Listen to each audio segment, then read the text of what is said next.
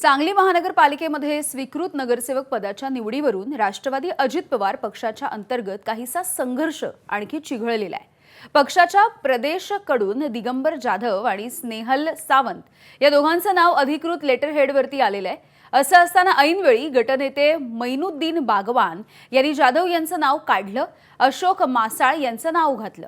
या सगळ्या कारभारामुळे संतप्त झालेल्या 35 शहर जिल्ह्याच्या पदाधिकाऱ्यांनी शहर अध्यक्ष जगदाळे यांच्याकडे आपापले राजीनामे सुपूर्द केले।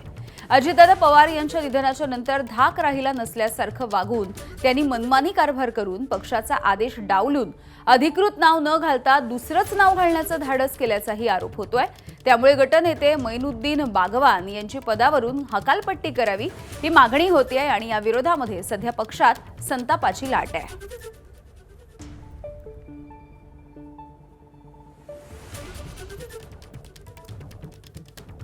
त्यामुळे सांगलीमध्ये राष्ट्रवादी पक्षांमधला हा अंतर्गत संघर्ष काहीसा उफाळलेला बघायला मिळतो आहे। पालिकेमधील स्वीकृत नगरसेवक पदाच्या निवडीवरून हा संघर्ष सध्या पेटलेला दिसतोय। तर पक्षाचे आदेश डावलले जात आहेत असे देखील आरोप सध्या अंतर्गत केले जात आहेत।